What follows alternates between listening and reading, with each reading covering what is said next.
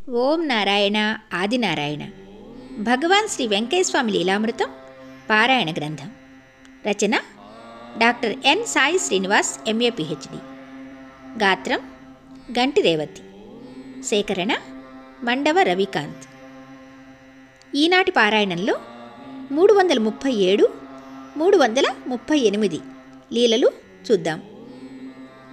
337 చిత్రాలు చేస్తున్న చిత్రం. ఆలూరివారి రాధాకృష్ణమూర్తి ప్రభుత్వ ఉద్యోగం చేసుకుంటూ ఫోటోగ్రఫీ మీద ఆసక్తితో కొన్ని మెళకువలు నేర్చుకున్నాడు. బంధువులు, స్నేహితుల ఇళ్లలో ఫోటోలు తీస్తూ మంచి ఫోటోగ్రాఫర్గా పేరు సంపాదించాడు. ఒకరోజు ఇతని స్నేహితుడు శనక్కాయల లక్ష్మణ్ కుమార్ గొలగముడి వెళ్ళి స్వామివారి ఫోటో తీసుకొని వద్దాం రమ్మని పిలిచాడు. అతను కూడా ప్రభుత్వ ఉద్యోగం కావడంతో ఇద్దరు ఒక ఆదివారం రోజున ఆ శుభకార్యానికి ముహూర్తం పెట్టుకున్నారు. లక్ష్మణ్ కుమార్ ప్రతి ఆదివారం గొలగముడి వెళ్తూ ఉండేవాడు. అక్కడ సేవకులంతా బాగా పరిచయంగా ఉండేవారు. స్వామివారి ఫోటో తీయడం చాలా సింపుల్ అని రాధాకి చెప్పాడు. ఇద్దరు కలిసి ఆదివారం రోజు గొలగముడి చేరుకున్నారు.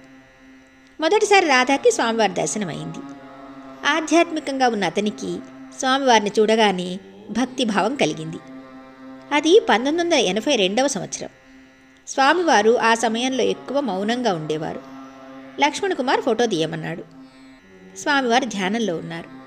అక్కడ ఉన్న గురవయ్య మొదలైన వాళ్ళు స్వామివారి అనుమతి లేకుండా తీయడానికి వీల్లేదు అని చెప్పారు. వాళ్ళు ఉదయం నుండి సాయంత్రం వరకు అక్కడే ఉన్నారు. సేవకులు పక్కన లేనప్పుడు అవకాశం చూసుకొని మనవాడు కెమెరా క్లిక్ అనిపించాడు. వచ్చిన పని అయిపోయిందని సంతోషంగా నెల్లూరు వచ్చారు. మరునాడు డార్క్ రూమ్లో ఆ ఫిల్మ్ ప్రింటింగ్ వేస్తే అందులో స్వామివారి రూపం రాలేదు. రాధాకి విషయం అర్థమైంది. వారు మహనీయులు, వారి అనుమతి లేకుండా ఫోటో రాదు. వీరు కూడా షిరిడి సాయిబాబా వారి పరంపరలో భాగమే. వారి జీవిత చరిత్రలో కూడా ఇలాంటి సంఘటనలే జరిగాయని మనకు తెలుసు. కాబట్టి వారి అనుమతి తీసుకుని మాత్రమే ఈసారి ఫోటో తీయాలి అని నిర్ణయానికి వచ్చాడు.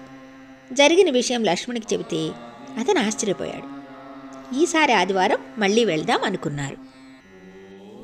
మళ్ళీ ఆదివారం వెళ్ళారు. స్వామివారు ధ్యానంలో ఉన్నారు. గురవయ్య ఆ రోజు అక్కడి నుండి కదల్లేదు. అప్పుడు గురవయ్య దగ్గరకు వెళ్ళి స్వామివారిని లేపితే ఒక్క క్షణంలో ఫోటో తీసుకొని వెళ్తాము, స్వామివారిని లేపండి అని అడిగారు. అది కుదిరే పని కాదు. స్వామివారు ధ్యానం నుండి బయటకు వస్తేనే అడగాలి. ఆయన ఒప్పుకుంటేనే ఫోటో, లేకపోతే కుదరదు అని గురవయ్య తేల్చి చెప్పేశాడు. గత్యంతరం లేక ఈసారి ఆదివారం వస్తాం, అడిగి పెట్టండి అని స్వామివారికి నమస్కారం పెట్టి బయలుదేరి వచ్చేశారు. సరే, మళ్ళీ ఆదివారం వెళ్ళారు. గురవయ్యని అడిగారు. ఆయన నెత్తిగోక్కుంటూ వచ్చి, మర్చిపోయానయ్యా అన్నాడు. సాయంత్రం వరకు ఉంటాము, స్వామి లేస్తే అడుగు అని వేచి ఉన్నారు. ఆ రోజు కుదరలేదు. అలా మరో 3 ఆదివారాలు అలాగే గడిచిపోయాయి. రాధాలో పట్టుదల పెరిగింది.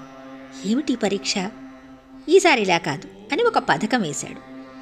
స్వామివారు ఏకాంతంగా గుడిసెలో ధ్యాన స్థితిలో పడుకుని ఉండేవారు. ఆ దగ్గరలో సేవకులకు తప్ప వేరే ఎవ్వరికీ అనుమతి లేదు. ఎవరూ లేనప్పుడు వాళ్ళెవరూ రాకుండా అడ్డంగా పెట్టిన తడికను ప్రక్కకు జరిపి లోపలికి వెళ్ళి మళ్ళీ ఆ తడికను యథాతథంగా అడ్డుపెట్టాడు. స్వామివారి అంతఃపురంలోకి ప్రవేశించి ఎవరికీ కనపడకుండా ఒక మూలన కూర్చుని ధ్యానంలోకి వెళ్ళాడు. శేషపాన్పు మీద పవళించి ఉన్న ఆ నారాయణమూర్తి రూపాన్నే చూస్తూ వైకుంఠ ద్వారంలో నిలబడి భక్తితో ప్రార్థించాడు. స్వామి, 5 వారాల నుండి మీకోసం వస్తున్నాము. మీ రూపం ఫోటో తీయడానికి అనుమతిస్తే ఆ రూపాన్ని భక్తులు పూజిస్తూ ఉంటారు. ఆ సేవా భాగ్యాన్ని మాకు ప్రసాదించండి అని ఆర్తితో కోరుకున్నాడు. రాధా చేసిన డైరెక్ట్ ఫోన్ కాల్కి వెంటనే స్వామి రిప్లై ఇచ్చారు. గురవయ్యని పిలిచి, అయ్యా, ఆ ఫోటోలు ఆయన్ని పిలువయ్యా అన్నారు. అప్పుడు వీళ్లను గురవయ్య పిలిచాడు. రాజమార్గంలో స్వామివారి ఆశీర్వాదంతో అద్భుతమైన చిరునవ్వుతో ఉన్న రూపాన్ని తన హృదయం అనే కెమెరాలో కూడా బంధించాడతను. ఆ విధంగా స్వామివారు ఆశీర్వదించి ఇచ్చిన ఫోటో మరుసటి రోజే ప్రింట్ వేశారు. అద్భుతంగా వచ్చింది. అది చూసుకుని స్నేహితులిద్దరూ మురిసిపోయారు. చెరొక కాపీ వేసుకుని ఇంట్లో పెట్టుకున్నారు. ఒకటి గురవయ్యకిచ్చారు.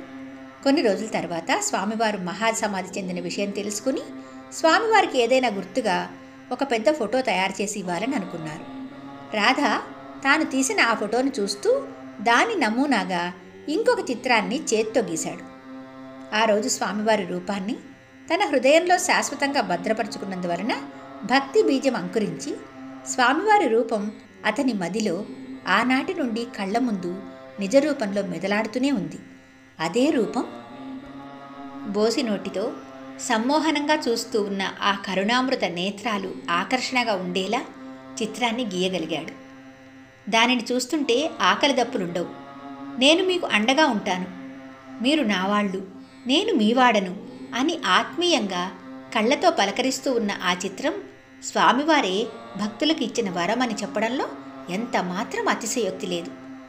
అలా భక్తి అనే కుంచెతో ప్రేమనే రంగుగా పూసి తన జీవితమనే కాగితంగా మార్చి మనసుతో పూజ చేస్తూ సర్వసమర్పణతో చేసిన ఆ తపస్సు వలన స్వామివారి అనుగ్రహం అనే అందమైన చిత్రం తయారైంది. ఆ చిత్రాన్ని అందంగా పటం కట్టించి స్వామివారి ఆరాధన సమయంలో రాధ సతీమణితో కలిసి వచ్చి స్వామివారి పాదపద్మములకు సమర్పించాడు. సంతోషంగా వారు ప్రసాదం తీసుకుని వెళ్ళారు. తర్వాత ఒక వారం ఆగి మళ్ళీ స్వామివారి దర్శనానికి వచ్చారు. ఎక్కడా ఆ చిత్రపటం కనిపించలేదు. రాధా భార్య విజయేశ్వరి స్వామివారి దగ్గర బాధపడింది. నా భర్త నిద్రాహారాలు మాని నిన్ను నిరంతరం తలుచుకుంటూ వేసిన ఆ చిత్రాన్ని నిర్లక్ష్యంగా చూడటం న్యాయంగా ఉందా స్వామి అని తన ఆవేదన స్వామికి చెప్పుకుంది. అలా బాధతో ఆ దంపతులు ఆ రోజు వెళ్ళిపోయారు. మరుసటి ఆదివారం వచ్చి లక్ష్మణ్ కుమార్ సంతోషంగా వారికి ఈ విషయం చెప్పాడు. మన ఫోటో స్వామివారు తుదిశ్వాస విడిచిన కుటీరంలో పెట్టి పూజిస్తున్నారు అని చెప్పగానే ఆ దంపతుల కళ్ళ వెంట ఆనంద భాష్పాలు రాలాయి. స్వామివారికి మన ప్రార్థన వినపడింది. వారు సమాధినిష్ఠులై ఉండి అన్నీ చూస్తున్నారు, భక్తుల మొర ఆలకిస్తున్నారు. ఆ చిత్రరూపంలో చిత్రాలు చేసి భక్తులను నిరంతరం అనుగ్రహిస్తూనే ఉండాలని సంతోషంగా స్వామివారికి కృతజ్ఞతలు చెప్పుకున్నారు. 338 సద్గురు కటాక్షం. అలువారిశెట్టి రాధాకృష్ణమూర్తి వెంకయ్య స్వామివారి ఫోటో తీసిన తర్వాత వారి మీద భక్తి విశ్వాసాలతో అప్పుడప్పుడు వచ్చి వారిని దర్శించుకుంటూ ఉండేవాడు. 1982వ సంవత్సరం గురు పౌర్ణమి రోజు స్వామివారిని దర్శించుకోవాలని దంపతులిద్దరూ కలిసి గొలగముడి వెళ్ళాలి అనుకున్నారు. కానీ ఆ రోజుల్లో ఆ గ్రామానికి వెళ్ళడానికి రోడ్డంతా బాగుండేది కాదు. ప్రైవేట్ బస్ ఒక్కటి మాత్రమే తిరిగేది. అది ఎప్పుడు వస్తుందో ఎప్పుడు పోతుందో ఎవ్వరికీ తెలియదు. రాధా కుటుంబం అందరూ షిరిడీ సాయిబాబా భక్తులు. గురు పౌర్ణమి అంటే గురు బంధువులకు చాలా పెద్ద పండుగ. అందుకే షిరిడీ సాయినాథుని రూపంలో అవతరించిన వెంకయ్య స్వామి వారిని దర్శించాలని ఆంధ్ర షిరిడీ గొలగమూడి అనుకొని ఎలాగైనా ఆ రోజు స్వామివారిని చూడాలి అనుకున్నారు. అతనిది చిన్న ఉద్యోగం, అందులో సంసారం నెట్టుకొస్తున్న రోజులవి. అప్పుడు అతని చేతిలో ఉన్న ద్విచక్ర వాహనం సైకిలునే అశ్వవాహనంగా భావించి సెల్ఫ్ డ్రైవింగ్తో నానా తంటాలు పడుతూ ఆ గోతుల రోడ్డులో నొప్పి తెలియకుండా గురునామస్మరణతో శ్రీమతిని ఎక్కించుకొని గురు సన్నిధికి చేరుకున్నాడు. గొలగమూడి తరచూ వస్తుండటంతో అతన్ని అందరూ ఫోటోల కృష్ణయ్య అని పిలిచేవారు. అక్కడి వారందరూ అతనికి పరిచయం అయ్యారు. స్వామివారి దర్శనం చేసుకుని ఆ రోజు జరిగిన భజన కార్యక్రమంలో పాల్గొని స్వామివారి ప్రసాదం తీసుకొని టైం చూసుకుంటే రాత్రి 10 గంటలయింది. తులసవ్వ కొడుకు ఆదినారాయణ రెడ్డి వాళ్లను రాత్రికి అక్కడే ఉండి ప్రొద్దుటే వెళ్ళవచ్చు, బాగా మబ్బులు పట్టి ఉన్నాయి, వర్షం వస్తే ఇబ్బంది పడతారని అక్కడే ఉండమని బలవంత పెట్టాడు. రాధ వీలు పడదని చెప్పి మరునాడు పొద్దుటే డ్యూటీకి వెళ్ళాలని ఆ రాత్రి సమయంలోనే తన వాహనం తీసుకుని బయలుదేరాడు. బాగా కారు మబ్బులు పట్టి గాఢాంధకారంగా ఉంది. దారిలో ఏ వెలుతురు లేదు. స్వామివారి కరుణాకాంతి ఉండగా భయం ఎందుకు దండగాని భార్య విజయేశ్వరిని సైకిల్ మీద ఎక్కించుకొని బయలుదేరాడు.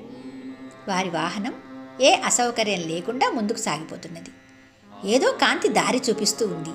వెనక ఇంకేమైనా వాహనాలు వస్తున్నాయా అని చూశాడు. ఏమీ రావడం లేదు. ఆ కాంతి ఎలా వస్తుందో అతనికి అర్థం కాలేదు. స్వామివారి స్మరణతో వారి ప్రయాణం క్షేమంగా జరిగింది. స్వామివారి మీద భారం వేసి బయలుదేరిన ఆ దంపతులకు స్వామివారే అలా ఆ దారి పొడవునా దివ్యకాంతులను చూపించారన్నమాట. అలా వారిద్దరూ క్షేమంగా ఇల్లు చేరుకున్నారు. గురు పౌర్ణమి రోజున గురు అనుగ్రహమై వారి వెంట వెలుగై వచ్చింది. సద్గురును ఆశ్రయించిన వారికి మార్గదర్శిగా ఆ సద్గురువే జీవితాంతం తోడుంటారని చెప్పడమే ఈ లీలలో ఉన్న పరమార్థం. ఒకరోజు లక్ష్మణ కుమార్ అర్ధరాత్రి వచ్చి రాధా రాధా అని తలుపు కొట్టాడు.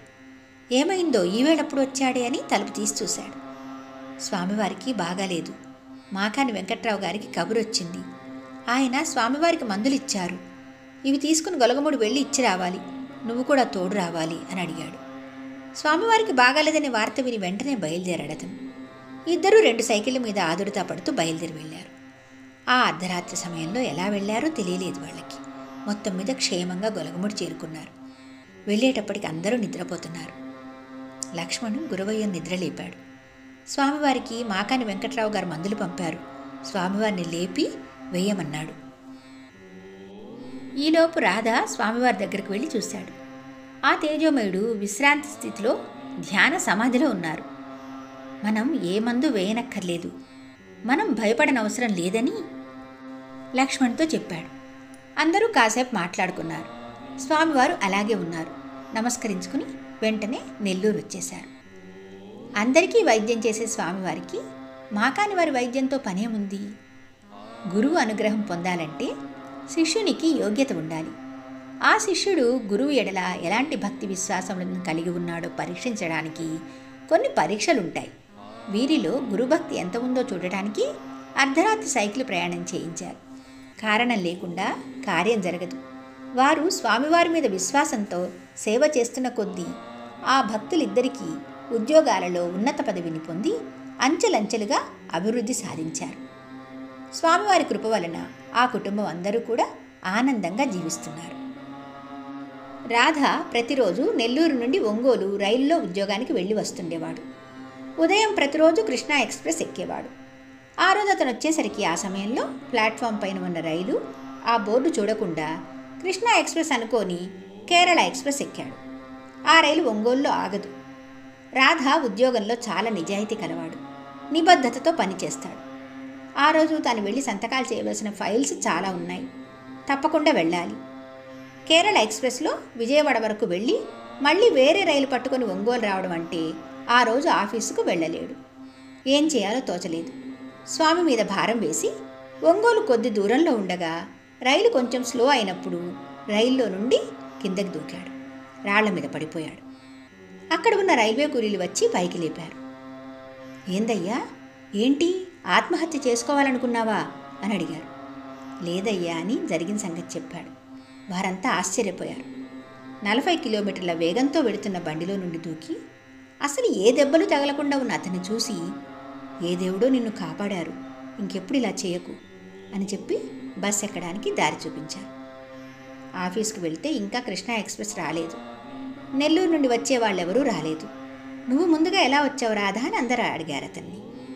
నన్ను స్వామి తీసుకొని వచ్చారు అని చెప్పి తనలో తానే నవ్వుకుని తన వెంట ఉండి అడుగడుగునా రక్షిస్తున్న ఆ వెంకయ్య స్వామి వారికి కృతజ్ఞతలు చెప్పుకున్నాడు. సద్గురువుని ఆరాధిస్తూ ఉంటే అనుక్షణం మనతోనే ఉండి వారి కటాక్షణం మన మీద ప్రసరిస్తారని చెప్పే ఈ లీల పారాయణం చేయడం నిజంగా మన అదృష్టమే.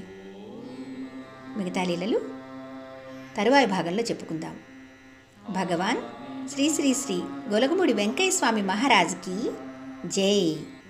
ఓం నారాయణ ఆదినారాయణ.